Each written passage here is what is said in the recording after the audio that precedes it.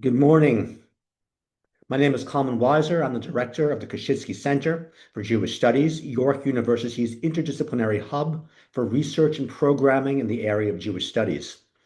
It is my honor to welcome today's distinguished speaker, the center's longtime friend, Professor Asher Susser. Over the last several years, we have come to rely on Professor Susser to provide an expert understanding of Israel's place in the evolving geopolitical order of an extremely volatile region. His enlightening talks have routinely received praise from listeners for their clarity, comprehensiveness, and insightfulness. Sadly, he's speaking to us again during a time of war, making his insights all the more invaluable. We are extremely grateful that he is willing to address us today from his home near Tel Aviv. His presentation today is titled Israel at War with Iran, the Creation of a New Middle East Order. And that's with a question mark. But before Professor Susser speaks, I would like to say a few words about his impressive accomplishments. Asher Susser is Professor Emeritus of Middle Eastern History at Tel Aviv University. He was the director of the Moshe Dayan Center for Middle Eastern Studies at the university for 12 years and taught for over 35 years, in Tel Aviv University's Department of Middle Eastern History. He has been a Fulbright Fellow as well as a visiting professor at Cornell University, the University of Chicago, Brandeis University, and the University of Arizona. He has recently completed a new book titled Jordan, Palestine, and the Politics of Collective Identity, a History. His earlier publications include The Emergence of the Modern Middle East, Israel, Jordan, and Palestine, the Two-State Imperative, Jordan, Case Study of a Pivotal State, a political biography of Jordan's Prime Minister, Wasfi al-Tal, and the rise of Hamas in Palestine and the crisis of secularism in the Arab world. That's quite an impressive list. His online Coursera course, The Emergence of the Modern Middle East, has been taken by over 120,000 students in more than 160 countries. If you have questions about Professor Susser's talk, please write them in the Q&A box, and he will address as many as he can following his presentation. Now, before I cede the floor to our speaker, I would like to also let you know that this year's Walensky Lectures on Jewish Life and Education will be held in person for the very first time in several years.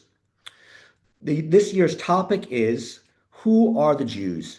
Traditional and Modern Approaches to Jewish Ancestry and Identity. Professor Stephen Weitzman of the University of Pennsylvania will talk about genetics and the search for Jewish identity. Professor Andrew Tobolowsky of the College of William and Mary will discuss the evolution of traditions about the 12 tribes of Israel. The lectures will be held on the 12th of April, that's a Sunday, at the Miles Nadell JCC at Bloor and Spadina in downtown Toronto. Please keep your eyes open for announcements about this and other upcoming center events. And now, without further ado, I welcome Professor Asher Susser to address you.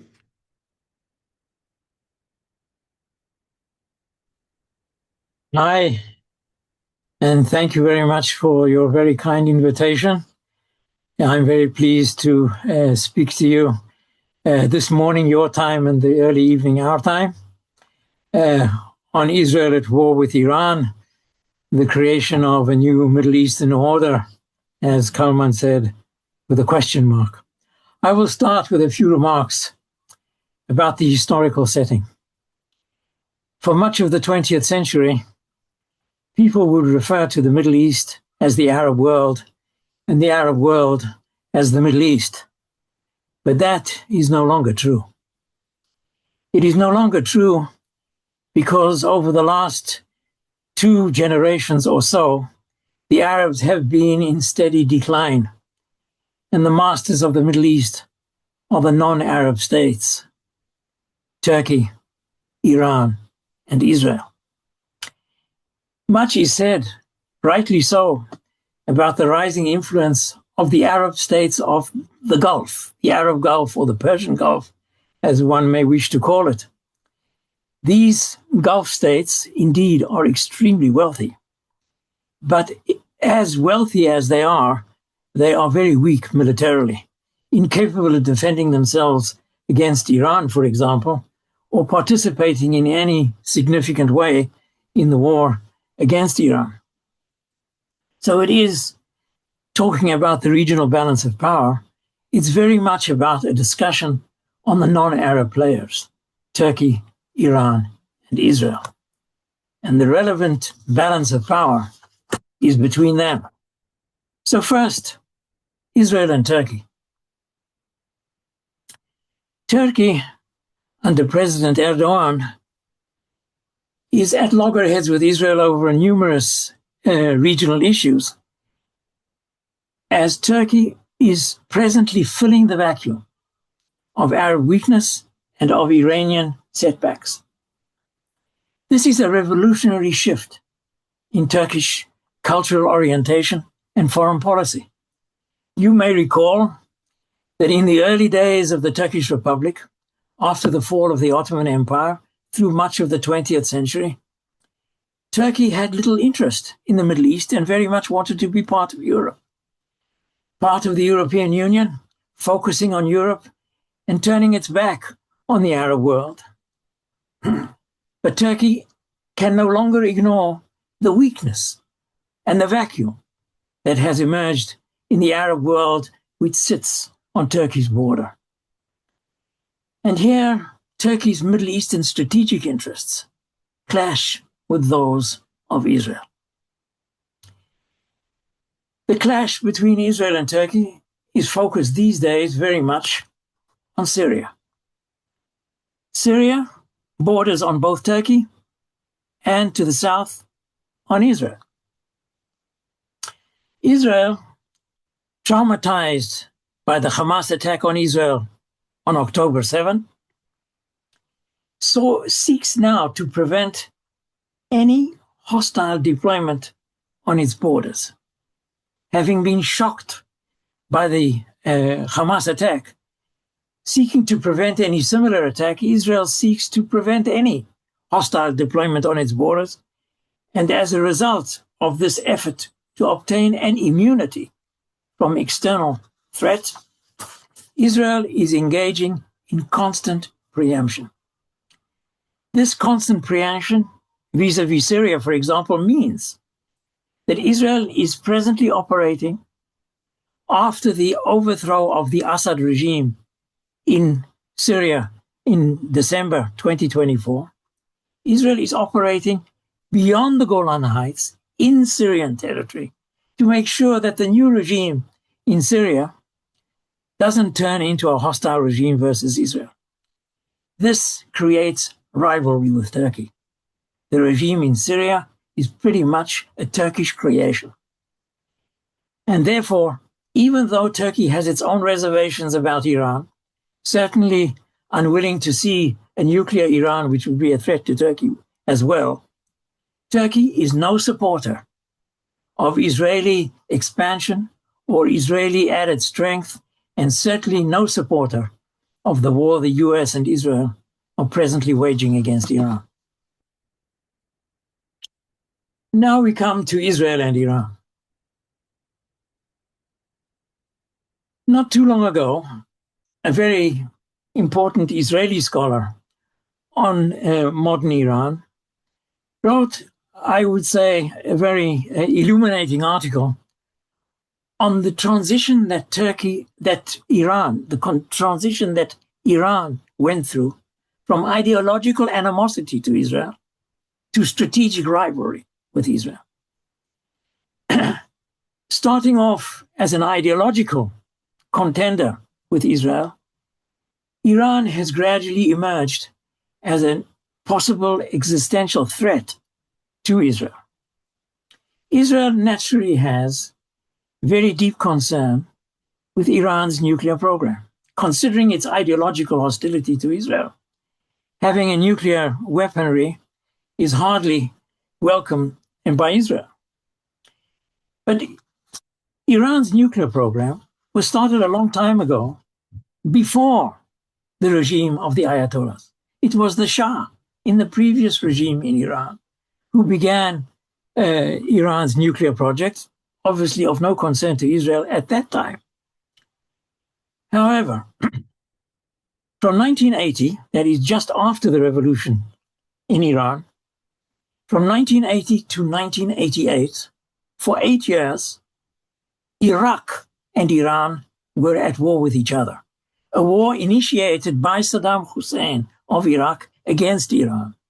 And it is this long war with Iraq that created the incentive in Iran to return to an active nuclear program.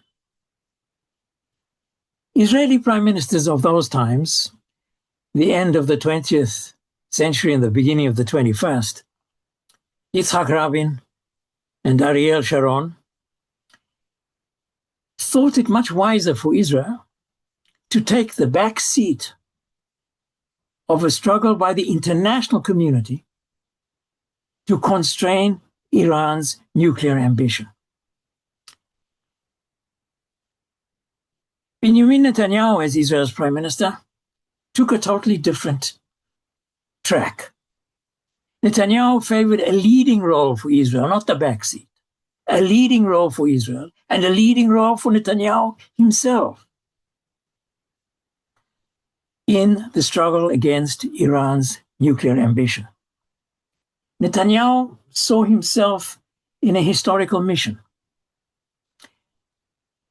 likening himself at times to Winston Churchill versus Nazi Germany.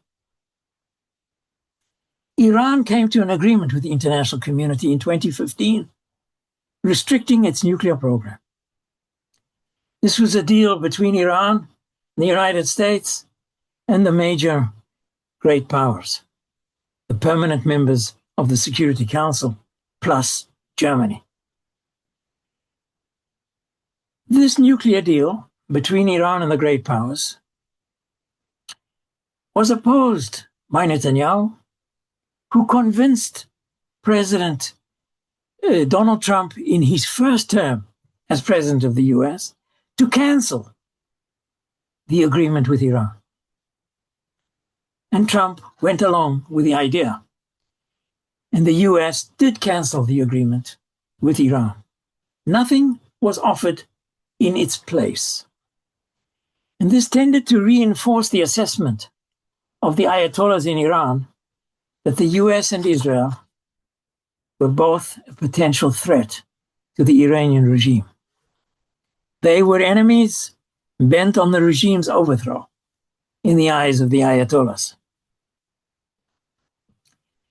In the aftermath of the American war against Iraq in 2003, the overthrow of Saddam Hussein, Iran became extremely influential because of the removal of Saddam Hussein. From Iran all the way through the Middle East, Arab countries, to the Mediterranean. Iraq became a country in which the Shiite Muslim majority was in control, as opposed to the situation under Saddam Hussein, when the Sunni Muslim minority actually ruled Iraq. So Iraq, neighboring on Iran, became a country ruled by the Shiite majority in Iraq, Shiite Muslims like the Iranians, an ally now of Iran. Syria, next door to Iraq, ruled by a Muslim minority close to Shia, was another ally of Iran. And the Shiite minority in Lebanon was the largest minority in Lebanon, joined this Shiite arc of influence from Iran to Iraq, from Iraq to Syria, from Syria to Lebanon to the Mediterranean. Iran had never had in the modern era such an arc of influence from Iran to the Mediterranean. In this arc of influence, Iran created what the Israelis and the Iranians refer to as a ring of fire. The ring of fire surrounding Israel. That would be, in the Iranian regime's vision, their forward defense against Israel, their deterrence towards Israel, surrounding Israel with proxies run by Iran to prevent Israel from ever taking action against Iran. From the Israeli point of view, this ring of fire dominated by Iran was an existential threat. Israel now faced the unsavory prospect of a multi-round war of attrition with a huge country. Iran, 60 times the size of Israel, 60 times the size of Israel, with a population nearly 10 times greater. Iran has an advanced scientific infrastructure and an arms industry impressive in itself, producing large stocks of ballistic missiles that posed a very serious threat to Israel's small and very densely populated coastal plain. Israel's coastal plain is about the size of the area between Toronto and Woodstock. That is the core of the Israeli population and land base. And this is the main target of Iran's ballistic missiles. Before the most recent outbreak of war, the balance of power in the region had already begun to change, not in Iran's favor. This Shiite crescent of influence, the Iranian Shiite crescent of influence, began to break down. First, Israel crushed Hamas in Gaza. Then Israel defeated the Shiite Muslim militia, the strongest militia in Lebanon, Hezbollah, in the summer of 2024. Then in December 2024, the Syrian regime, the pro-Iranian Syrian regime, was overthrown by the new revolutionary regime allied with Turkey, bringing the Sunni Muslims back into the driving seat in Syria rather than the minority aligned with Iran. So now Iran had to contend not only with a regional geopolitical shift against Iran, but along with the debilitating consequences of international sanctions that had been imposed on Iran since the beginning of the revolution. Iran is a country with rampant corruption, unprofessional management of essential infrastructure, to a population that has doubled to over 90 million people since the revolution. This is the background of the massive protests in Iran in January this year, just 2 months ago.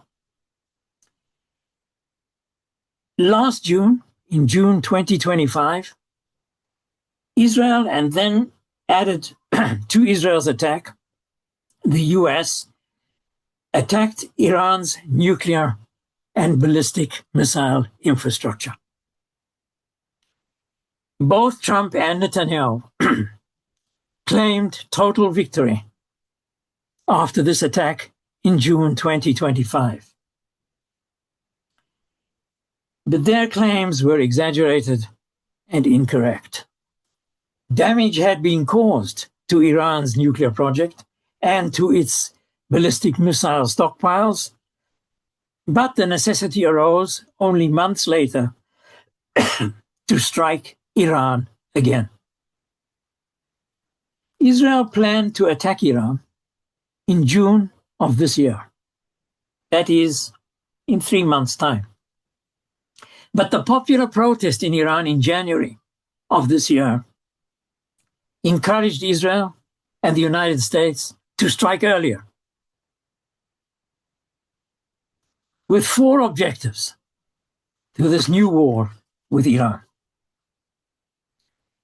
First, to take out Iran's nuclear capabilities, to defeat, finally, its nuclear project,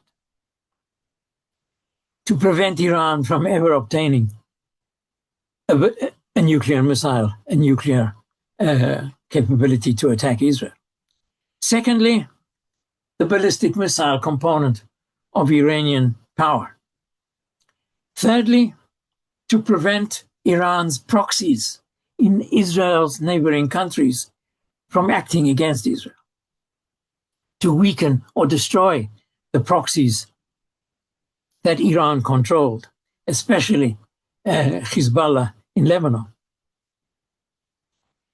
And the fourth objective, regime change, or more subtly, as the Israelis put it, creating the circumstances conducive to regime change. Iran, as a result of this present attack, is much weaker. The regime has been decapitated. There is huge devastation from the bombings by Israel and the United States in Iran. Destruction of military assets, missiles, air and naval forces, and major components of the suppressive organizations of the Iranian regime, the Revolutionary Guard and the voluntary militia called the Basij. The industrial infrastructure has been battered and suffered huge destruction. But the US and Israel have yet to explain exactly how this leads to regime change. Regime change may be achieved by the gradual erosion under the enormous pressure exerted by the US and Israel, the gradual erosion of the regime's capability to survive. But there are many questions to be asked in this regard. Will the people rebel in what may seem to be a rebellion allied with foreign intervention? The foreign intervention may possibly even strengthen the regime under the banner of an external threat. For such a regime change to work, there is essential need for support from within the military. Something in the military in Iran has to crack. That has not happened yet. It may still happen, but has not happened yet. And there are obvious shortcomings to an unarmed resistance to an obviously ruthless regime that killed somewhere in the vicinity of 30,000 of its own citizens just a few months ago. The forces of repression, the Revolutionary Guard, the Basij militia, the police are in the streets all the time. There is a very determined ruling elite. The new leadership that has replaced the one that was knocked out is even more extreme than its predecessor. There is no obvious alternative elite. The Crown Prince, the son of the former Shah, trying to lead the opposition in Iran from Los Angeles, is a long shot. It is generally believed that his popular position or his popularity amongst the broad population of Iran is insufficient to wage an effective rebellion. There has been talk of using the minorities in Iran as a vehicle for engineering a revolution. Iran is a country that only just over half the population are Persian people. The other population of Persian Iran are a variety of different minorities. Kurds and Turkish Azeris and Arabs and others. There was talk, only very recently, of encouraging the Kurdish minority in Iran, whose brethren are situated in the neighboring countries of Iraq and Turkey, of leading some kind of uprising against the regime in Iran. But the Kurdish card is not so simple to play. Turkey, that has its own Kurdish minority, is totally opposed to anything that would encourage some kind of empowerment of the Kurds. Are the Kurds themselves really interested in leading a rebellion against the Iranian regime? That is an open question. And the idea, in the meantime, has been dropped. Iran's option is attrition. Resilience of the regime through the attrition of its enemies. Iran's losses are due to the relative military weakness of Iran versus the US and Israel. Iran cannot directly attack the US and Israel. But Iran is playing on the time factor, the toll of time, maintaining the endurance of the regime to deny victory to the United States and Israel. They need regime survival, not victory. Years ago, Henry Kissinger, speaking on asymmetric warfare,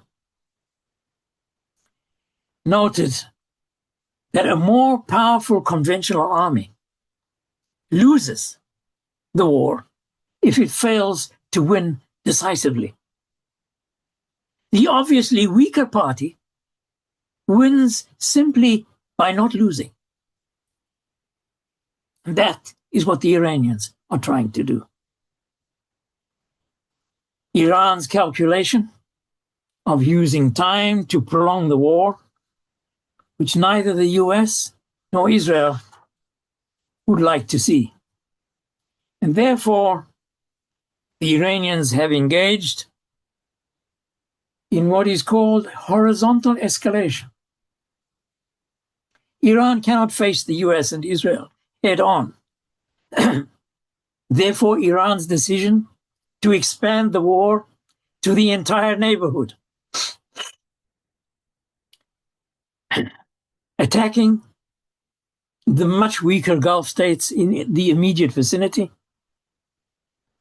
damaging the image of stability and safety so essential for the economies of these very same Gulf states, interrupting the oil supply, interrupting international shipping, and thus affecting the stock markets and the oil prices in an effort to influence the calculus of President Trump.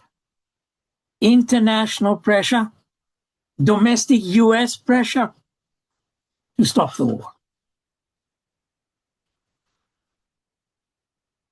Another factor in prolonging the war is the mobilization by Iran of its proxies. Number one, Hezbollah in Lebanon.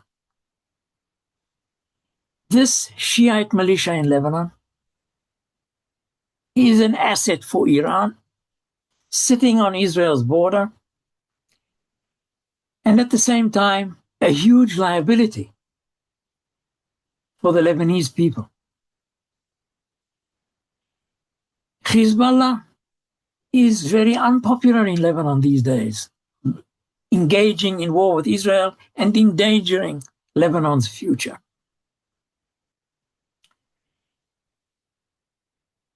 But Hezbollah is more powerful militarily, far more powerful militarily than previously assumed in Israel. It was believed in Israel that the clash with Hezbollah, the pager bombings of the entire Iranian leadership that you may remember from the summer of 2024, that this had caused a much greater setback to Hezbollah than we now discover was in fact caused. Hezbollah is still capable of causing extremely serious disruption of life in the northern border zone of Israel, firing hundreds of rockets day in and day out on the border zone between Israel and Lebanon, making life there almost unbearable. Hezbollah also has a stockpile of precision rockets that can have a much longer range into the center of Israel, hitting precision targets as they have done in recent days. There is a race on now between Israel's stockpile of interceptors and the missiles from Iran and Hezbollah coming from Iran and Lebanon. If the war ends without regime change in Iran, then what?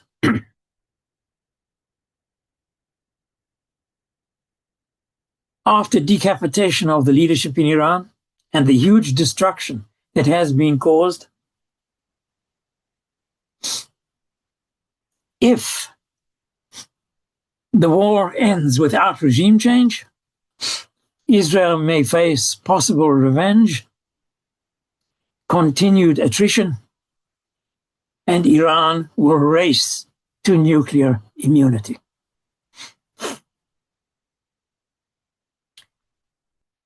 What is the cost of war for Israel?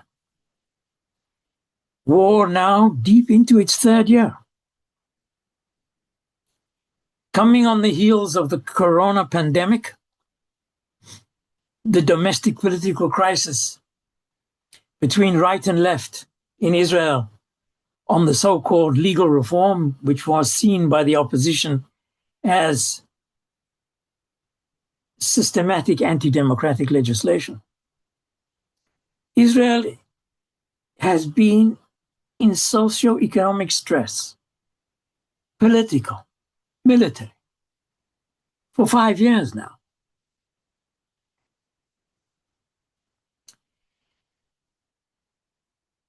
In the new balance of power between the non-Arab actors, Iran has been beaten back.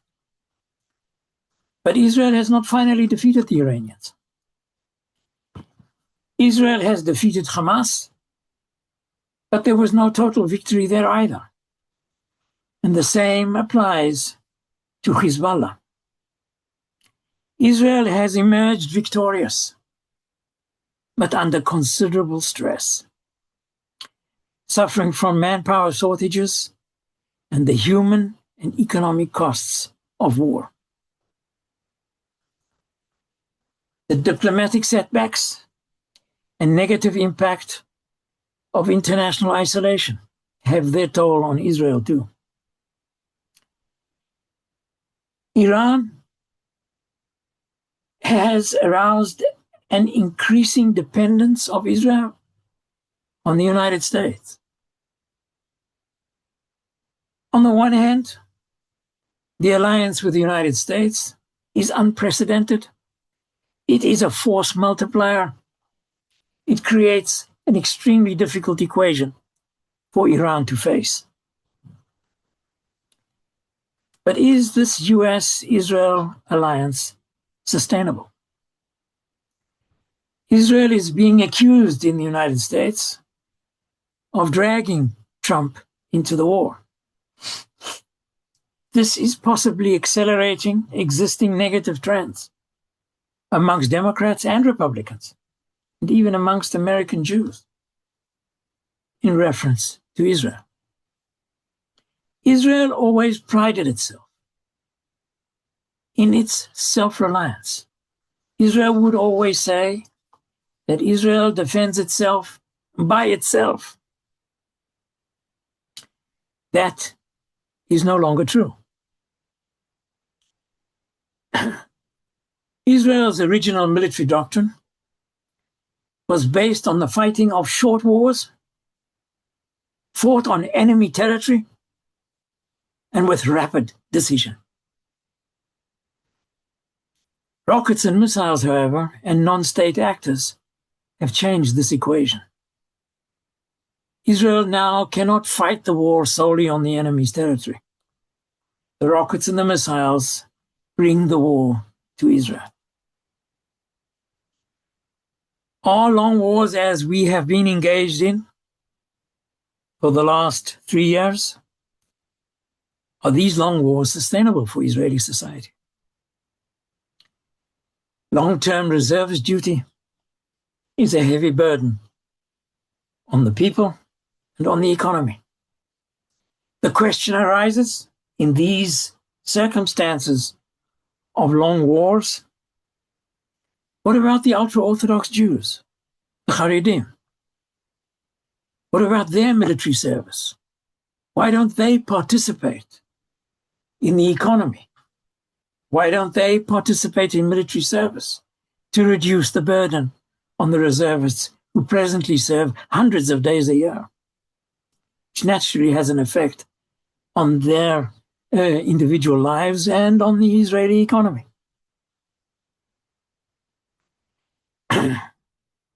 The huge investment that Israel makes in the political circumstances of the importance of the ultra-Orthodox in Israeli political coalitions, the huge investment in ultra-Orthodox Haredi education. Haredi education enjoys a greater measure of government support than the universities in Israel. This all in an era of globalized and knowledge-based economies.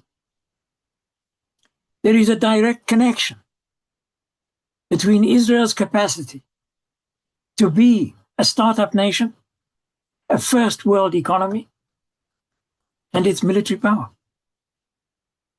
Seeing Israel's Air Force operating with unbelievable success in the skies of Iran is a function of Israel's being a startup nation. To remain so, Israel does need a long-term absence of war. Israel has peace treaties with Egypt and Jordan. The peace treaty with Egypt has lasted for nearly 50 years. The peace treaty with Jordan has lasted for over 30. No other arrangements have been as lasting as the peace treaties. Wars with no firm diplomatic conclusion are just the forerunners to the next round of armed conflict. And this brings me to a discussion of the Arab perception of Israel in the new circumstances. How do the Arabs understand Israel in the wake of the war in Gaza and in the wake of the war presently conducted with Iran? The Arab discourse on Israel after the war with Hamas in Gaza and the new war with Iran has focused on 5 main issues. Israel, as the Arabs would say, has become the land of expulsion and genocide. Israel has become, the Arabs would argue, the main source of regional instability and chaos. Arabs pay much attention and take note of Israel's international isolation after Gaza. Israel's partial and incomplete victories are seen in the Arab world as a cause for its alliance with the United States and the conversion of Israel into an American protectorate, as they would say. And lastly, the contention. Israel cannot defend itself by itself. And if that is so, how can Israel seek regional dominance? After Gaza, key Arab commentators and opinion makers, people who were known in the past to have been firm supporters of the peace with Israel, joined the ranks of Israel's severest critics. Now people would say in the Arab world, Israel, and pointing to Netanyahu, has dragged the United States into Israel's war with Iran. The Gulf states argue that they have been dragged into a war by the decisions of others, that is, Israel and the United States.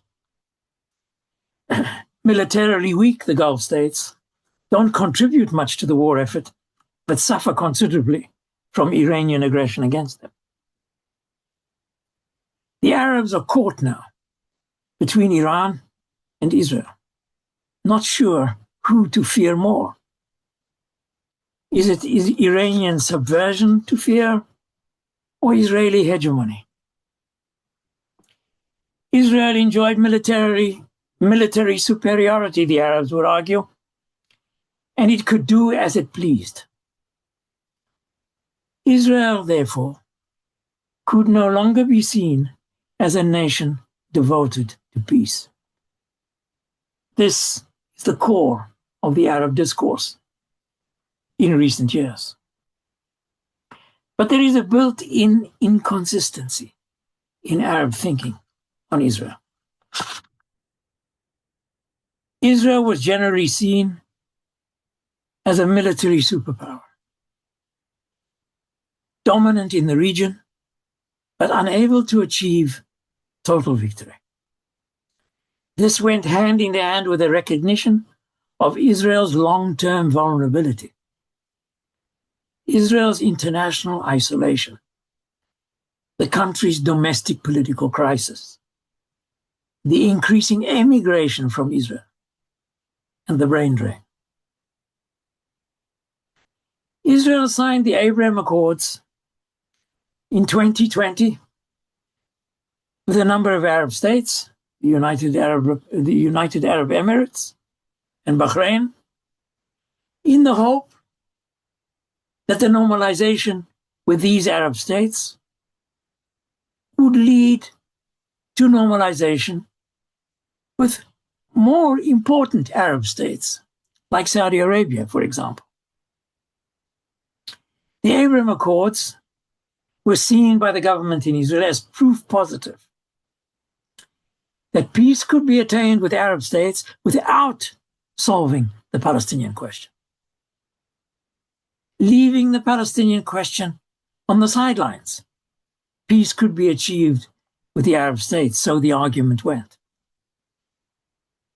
But the war with Hamas seemed to have washed that illusion away. Saudi Arabia will not join any normalization with Israel, nor will other Arab countries, without some form of progress on the Palestinian question. Israelis often asked, do they really care about the Palestinians?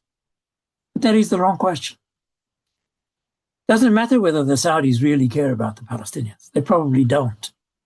But the Saudis and other Arab states do care about regional stability, about the stability of their own regimes. And since October the 7th, there is a firm conviction that unless something is done on the Palestinian question, regional stability will not be attained.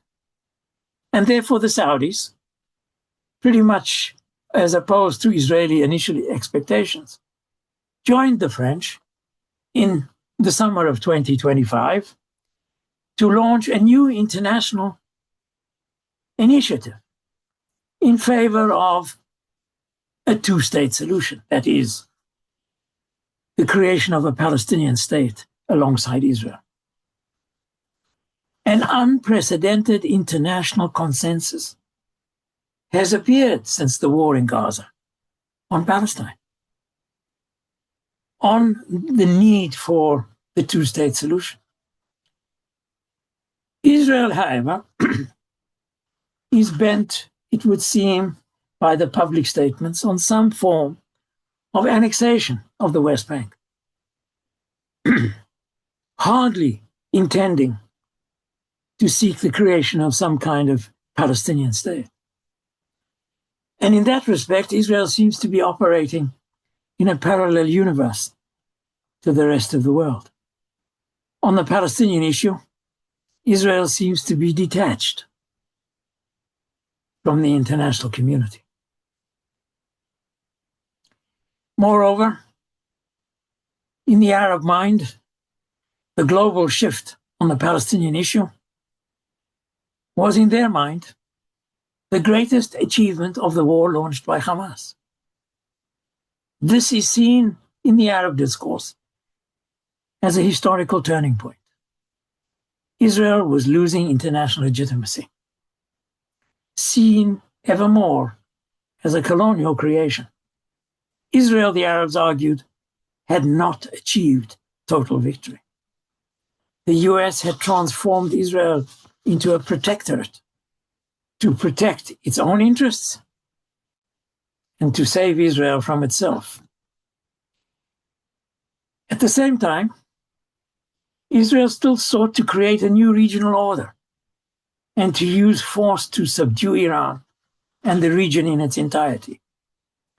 The bottom line, therefore, in this Arab discourse was that in the short term, Israel was still very dangerous. But its inherent long-term vulnerabilities were also readily apparent. So in conclusion, US-Israeli military capabilities are pitted against Iranian political endurance.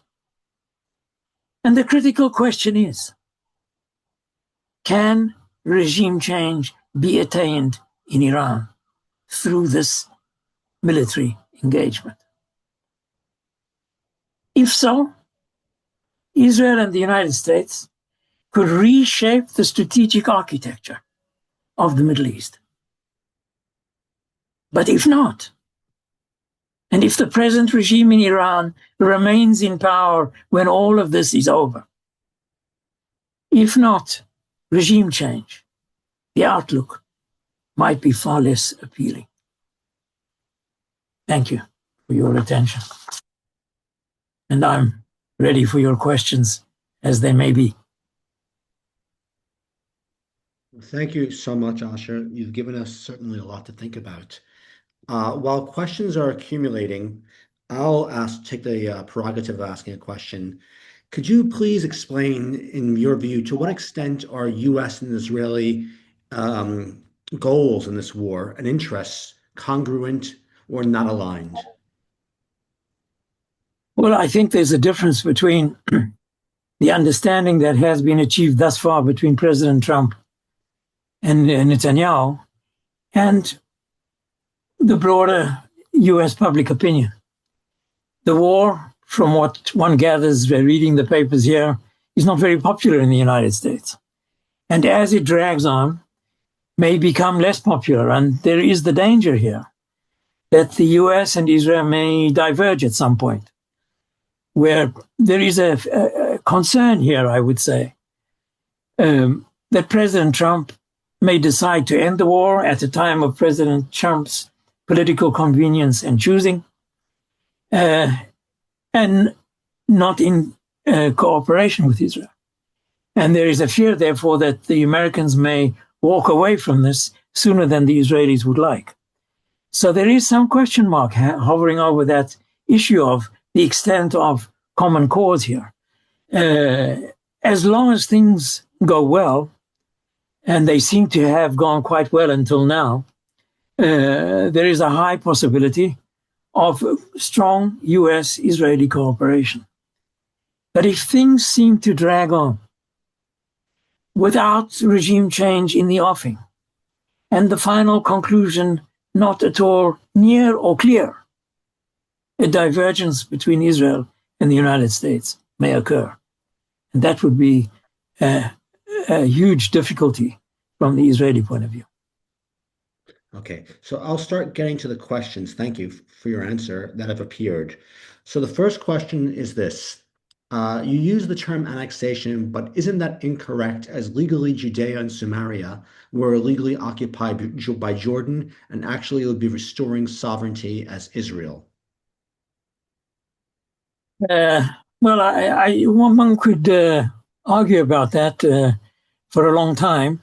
In terms of, I would say, the international consensus that has come forth with this two-state idea, the West Bank and Gaza have never been recognized as part of Israel. Israel itself has yet to claim these areas officially as part of Israel, and therefore the term that has been used is annexation. One could, of course, argue that, and I wouldn't dispute that, one could argue that these are historically Israel's given right, but I would say that's an ideological question rather than a political one. Okay. The next question. Do you see Saudi Arabia joining the Abraham Accords in the near future? What about Lebanon? Are there different considerations governing whether each will join and make peace with Israel? Well, there definitely are different considerations. I don't think Saudi Arabia would be willing to join the Abraham Accords, and the Saudis have made this very clear, unless there is some kind of progress on the Palestinian issue. I don't think the Saudis would want to go ahead with normalization with Israel, with the Palestinian question left on the sidelines, or in accordance with the argument made in the previous question, that essentially this is historical Greater Israel. As for Lebanon, I'm not sure we're talking quite about normalization, but there is talk now, as we speak, of some kind of Israeli-Lebanese negotiation that has to do with the Hezbollah question. That is, coming to an agreement with the Lebanese government to normalize relations with Israel and to disarm Hezbollah. There is a strong interest in the Lebanese government and in the Lebanese public, generally speaking, to do just that, to disarm Hezbollah and to come to some kind of accord with Israel. The problem is the weakness of the Lebanese government in comparison to the power of Hezbollah. The Lebanese government may wish to disarm Hezbollah, and I'm sure they do. Do they have the capacity to do so? Highly unlikely. Could there possibly be some kind of Lebanese acquiescence in an Israeli effort to strengthen the arm of the Lebanese army in order to disarm Hezbollah? Maybe. There is talk of this talk. But getting there is a long shot. But I would say there is a greater chance of some kind of normalization emerging between Lebanon and Israel than there is between Saudi Arabia and Israel. I think the Saudis are less urgently in need of it and further away from it politically because of their concern about movement on the Palestinian issue. Okay. The next question is really three questions that have been posed by, I think, the same person. And they kind of coalesce around a few issues. The question is really, what of the Palestinian territories and Israel's relationship? What do you see as a solution to Gaza? Is a two-state solution possible after October 7th? And what do you think of the idea of clans ruling Gaza and the West Bank of Samaria and I'm forgetting the other. Judea and Samaria. Judea, thank you. I'm losing my terms. Judea and Samaria, with Israel having military rule over them. Well, if we're talking about an arrangement that the Arabs could also live with, it would have to be more than that. The clans ruling Gaza is not a realistic idea. There is no foundation for it. The talk of it has essentially receded into the background. It is not a realistic proposition. Is the two-state solution possible after October 7th? That is a very good question.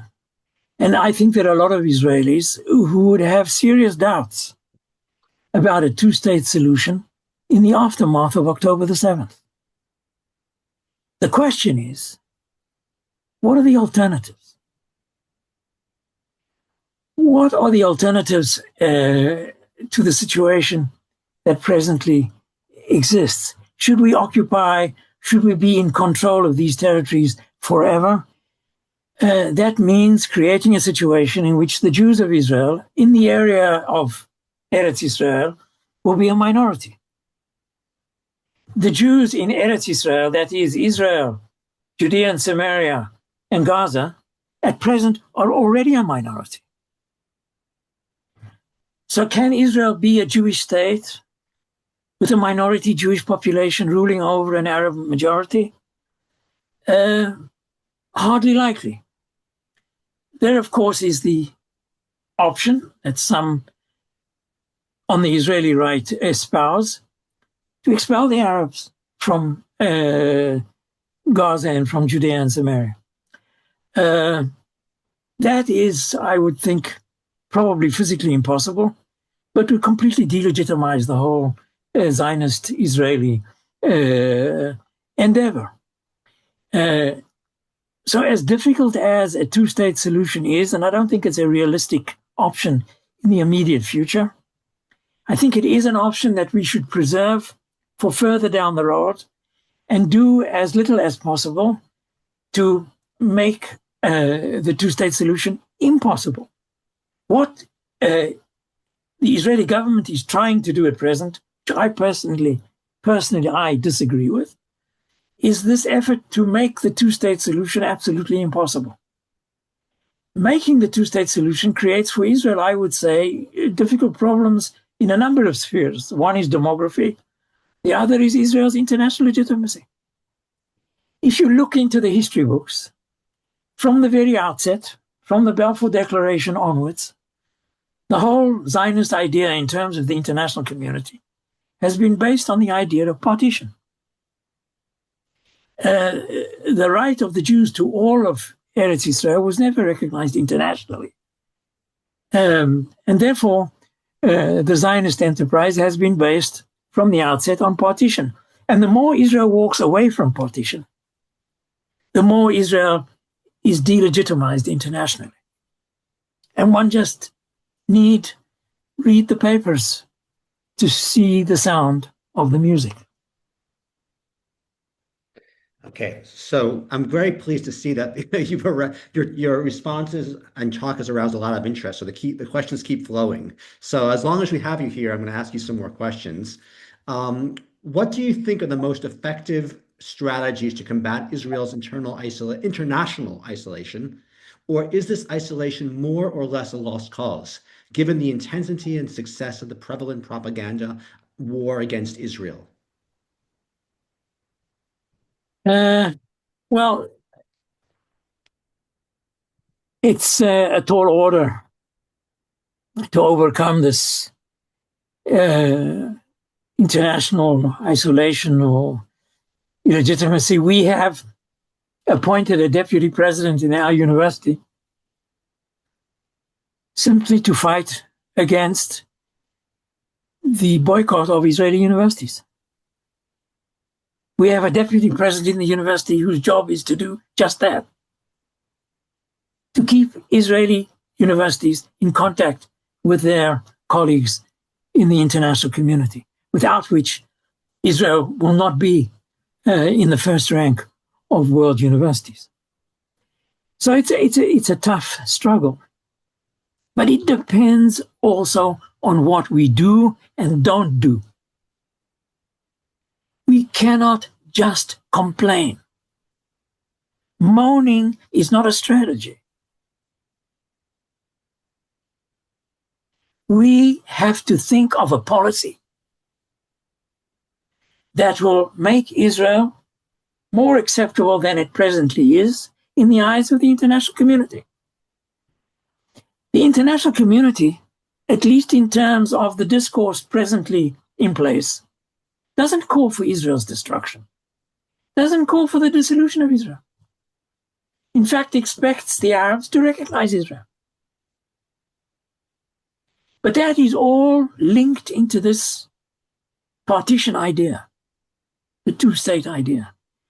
And I think, having written a book called The Two-State Imperative, I'm giving myself away we have little choice.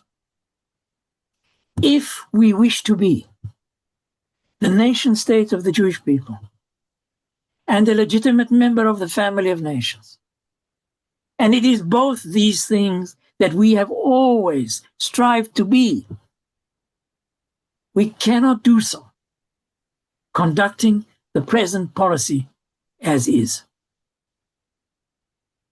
There has to be some movement towards the idea of two states. Even President Trump, in his 20-point plan, bringing the temporary end, I would say, to the war in Gaza, spoke of progress towards this idea. And I think that as long as we remain opposed to it, without any idea of coming to terms with it, I think we ourselves are contributing to our political isolation. And therefore, the extent to which we are a legitimate member of the family of nations also depends on what we actually do politically, militarily. It's too easy to complain that the world is full of people who are anti-Semitic. There are plenty anti-Semites out there, for sure. But there is also a tendency of Israelis and Jews, generally speaking, to ignore the impact of what it is that we ourselves do or don't do in the way in which the world treats us. Okay, so I think one of the questions that's here you've more or less answered about Israel as a pariah state and anti-Semitism. The question I'll ask you is, would an increase in secularism in the Arab states assist in reaching peace? Is that at all realistic over the next decade, or is the Arab public becoming more religious? Well, I think this is a more sensitive question than the person asking it, I think, realizes. I think a secular Arab world would be far more inclined to peacemaking with Israel. I think that a secular Arab world in which the Arab states define themselves in secular territorial terms, that is, as Egyptians and Jordanians, Syrians and Lebanese and Palestinians, etc., this mosaic of Middle Eastern nation states is more conducive to peacemaking with the nation state of Israel than the Arab world or the Muslim world, of which we as Israel cannot naturally be a part. If this region is described by the Arabs as the Arab world or as the Muslim world, we have no place in it. But as a mosaic of nation states, we have a place like others. So secularizing and secularism would be a great advance towards peacemaking. Having said that, what about secularism in Israel? What about becoming more religious in Israel? How about that as a question that we as Jews ought to think about and ask? Okay. Next question. How can Israel combat the Qatari influence? I think that's, first of all, I think the Qatari influence is somewhat overstated, but it is enormous. It is enormous, and it has to do a lot with the Qataris being extremely wealthy. But Qatari influence, as I mentioned in my talk, is overrated because of its focus only on Qatari wealth and not on Qatari military weakness. Qatar is incapable of defending itself. It is a very weak state militarily. 1/10 of Qatari population are Qataris. The other 9/10 are foreign workers. So Qatar does have a lot of cash, and there's difficult dealing with that, and there's no great solution for that. But I think that the question of Israel's international legitimacy that we were talking about before is also related to this. The more Israel preserves its image as a legitimate member of the family of nations, I think that would be a reasonable barrier to Qatari influence. It would be more difficult for Qataris to buy chairs in universities, where Israel is more popular than the state of Israel's popularity on university campuses. You know better than I. Yeah, it's very interesting, the role that you've assigned to universities in all this. I mean, I live in this universe, so I think about these issues, but I'd like to hear, would you like to elaborate on how you understand the place of universities in this larger discussion? I think one shouldn't exaggerate the importance of universities either. But I would say this, for Israel in particular,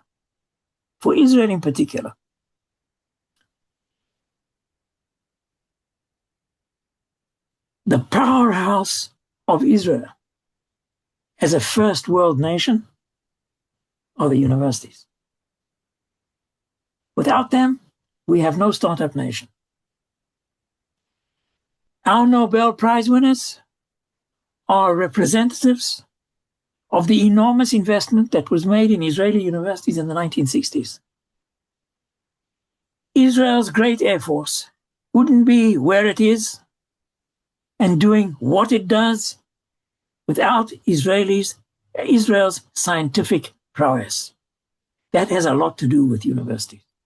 And I would say this is true of Israel more than perhaps any other country, because we don't have other sources of mineral wealth or strength. Our wealth is our people, our human capital. That's all we have. The more educated, the more advanced, the more first worldish it is, the better off we are. And that, I think, is what makes our universities as important as they are. This is an Israeli issue. It's not an international issue. I don't think the same applies to most other countries. But we are desperately concerned for the sake of our universities because of their contribution to Israel's survivability, no less and no more.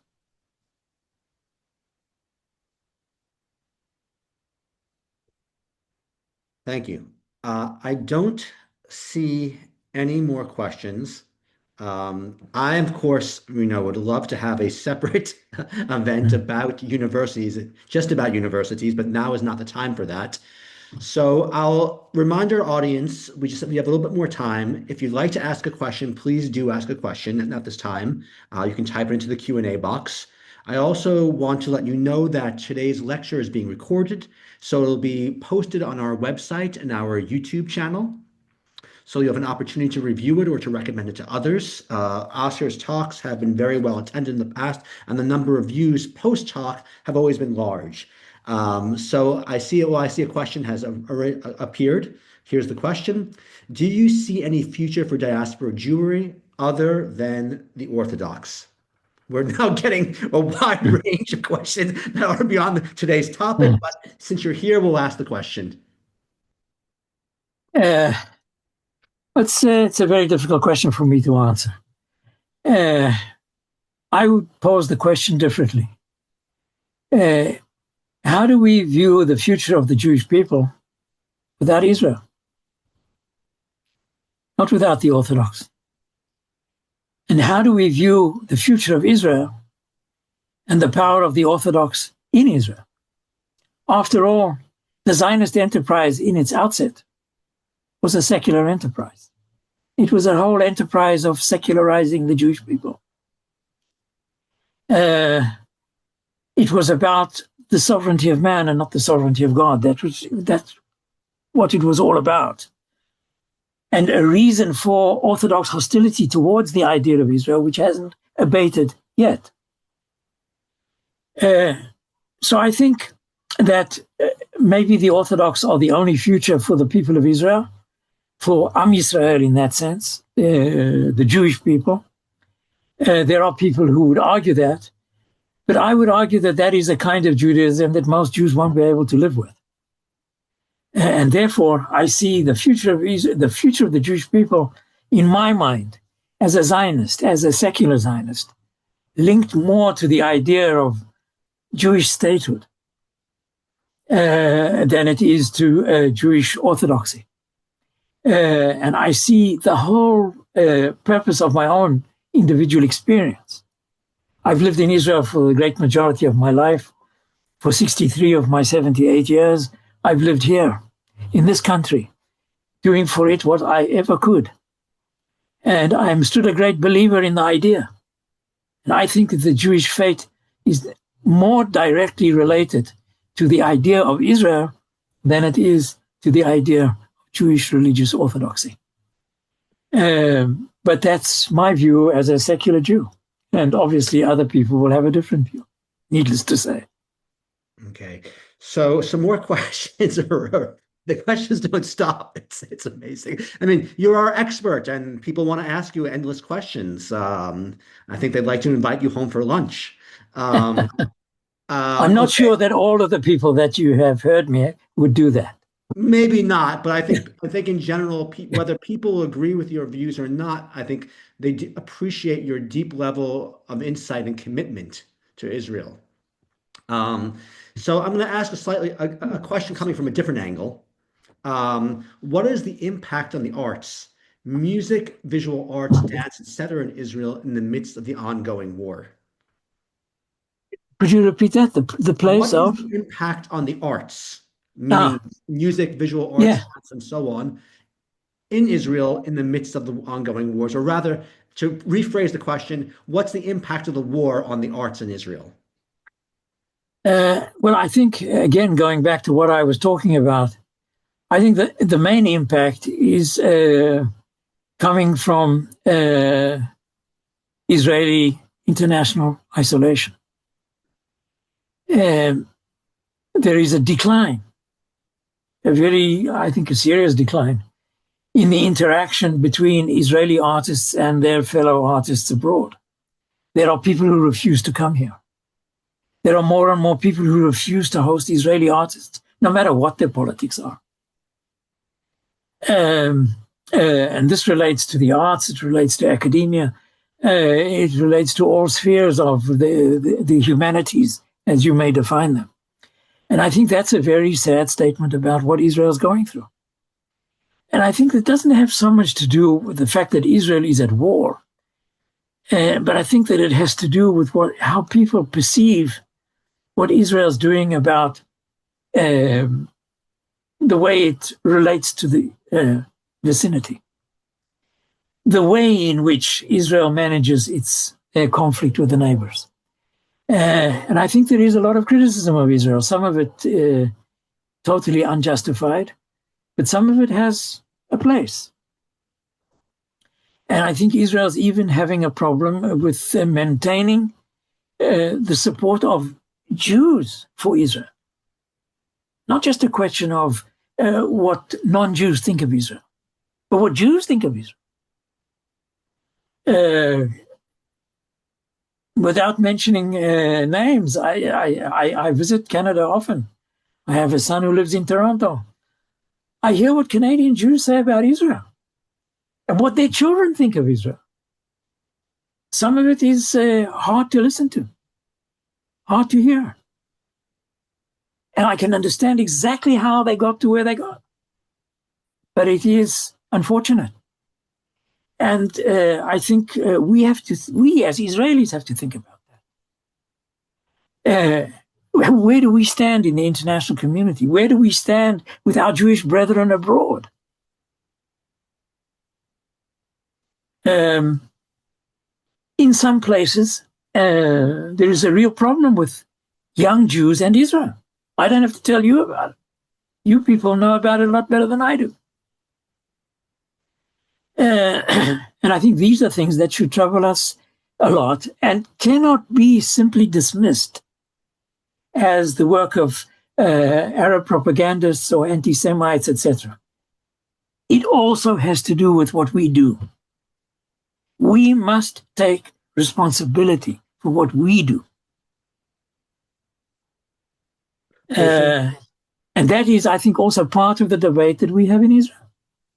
So here's a related question, and I think this may be the last question for the day. And I apologize to anyone whose question we didn't get to. I'm trying to ask questions that by people who haven't asked questions previously, but this question is directly related to what you were just speaking about.